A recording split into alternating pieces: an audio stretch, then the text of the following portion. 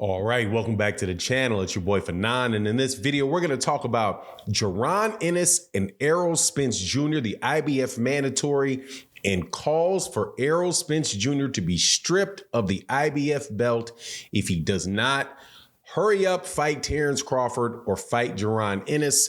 Also, some other buzzing going around with the WBA belt for the mandatory for Errol Spence Jr. there.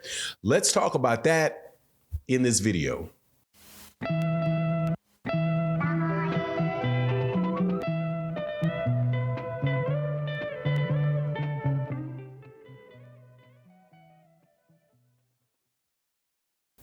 All right, welcome back to the channel. It's your boy Fanon. In this video, we're going to be in the 147-pound division, and we're going to talk about a lot of rumblings out there in the boxing world, wanting for some things to happen in the welterweight division.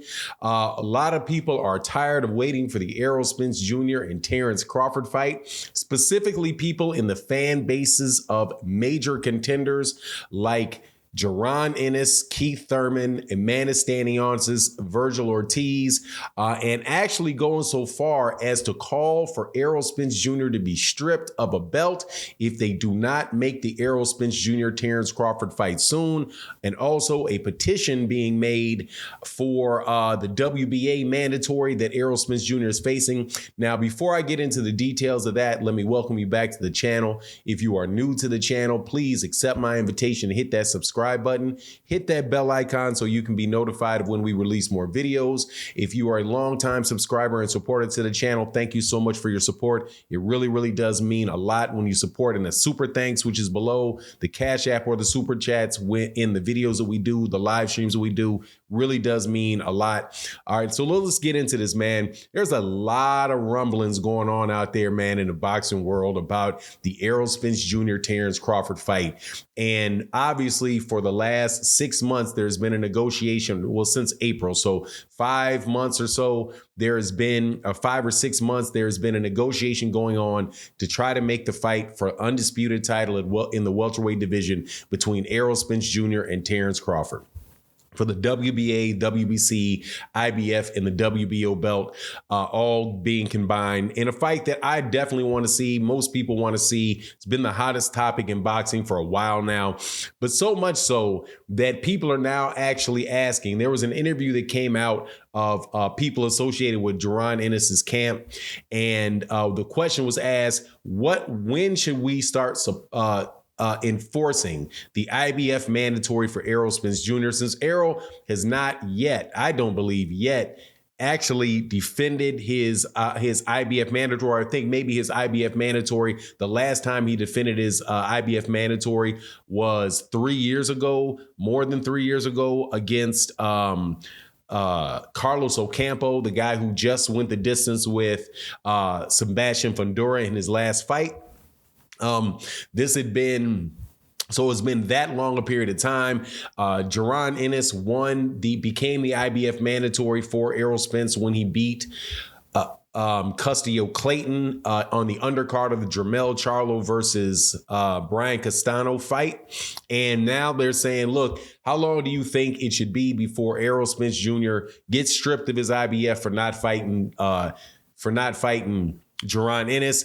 And so how much longer should you give him? I remember if the thing was like, give him 2 more weeks to make the fight, right? Or and then order the fight within 6 months or what have you. And I got to tell you, man, that along with the fact that, Virgil Ortiz is also petitioned the WBA to make a fight between himself and Amanda Stanionis. Amanda Stanionis is the mandatory for Errol Spence Jr.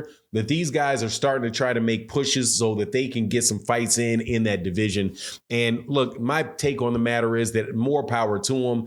Now, obviously, I don't want to see Errol Spence Jr. stripped of his IBF belt. If he's going to be negotiating with Terrence Crawford, give it a little more time in order to work itself out. Right now, if they can wind up getting in a situation where they can have this fight in January or December, January, February, something like that, okay, it may have been painful for people to continue to talk about it and wonder what's going on with the different media leaks and things like that. But at the end of the day, it would have just been that, they just took a year, but both of these guys would have taken a year in between fights, right? If it winds up being in the March, April timeframe. But the fight gets over, then after that, everybody gets to see what's going on with the rest of the welterweights. Because I will tell you that that particular welterweight class, aside from the Errol Spence Jr. and Terrence Crawford fight, really does have a lot of very, very good matchups that can be made, and very good fighters that would allow boxing fans to really see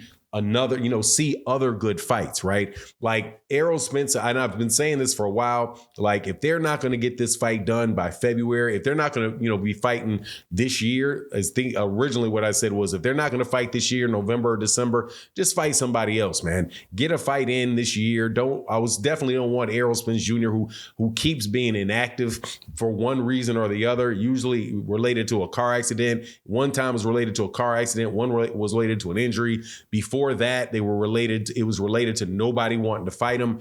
There's a finite amount of time that you get to see these fighters in the ring, and I just want to see this guy back in the ring. Same thing with Terrence Crawford, who's only fought one time a year for the last several years, right? So the ring appearances for these guys it's few and very far between as of late. So just to wait all the way out another year to make this fight happen, I don't want to wait that long. And on top of it, you really do have fighters like Jaron Ennis, the guy, and Virgil Ortiz, who are in the top 3 or the top 4 of all the major sanctioning bodies, who are, in the case of Jaron and Virgil Ortiz, like 24, 25-year-old guys right in the middle of their prime, where we can really see excellent fights with them. There's a lot of people out there that already believe that Jaron Ennis can beat Terrence Crawford and Errol Spence Jr. and Keith Thurman, right? So, and also there are guys like Keith Thurman who are out there. Now, I know there's a lot of people that give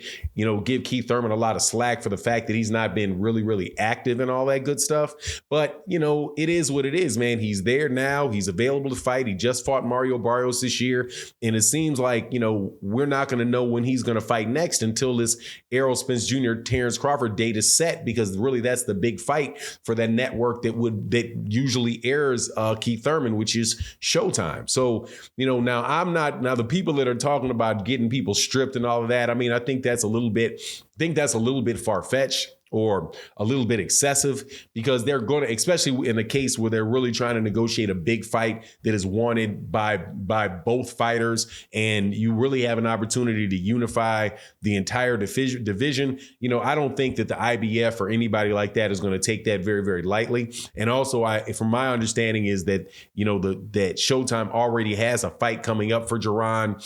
I'm not sure what's going on with Virgil Ortiz. I've listened to what Keith Thurman has had to say. I don't know what's going on with Keith Thurman and whether Keith Thurman is going to have another fight coming up real soon. But whatever the case is, man, it is ish or get off the pot time as far as this stuff goes. But when I listened to the first time I heard, and this is the first time I heard it on a video, and shout out to YSM Sports Media. Definitely go check their channel out, because they do a lot of really good interviews in the Philadelphia area.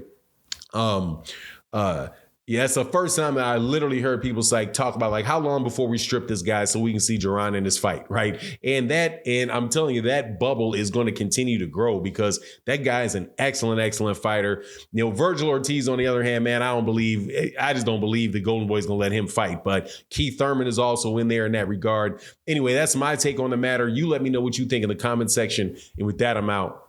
Peace.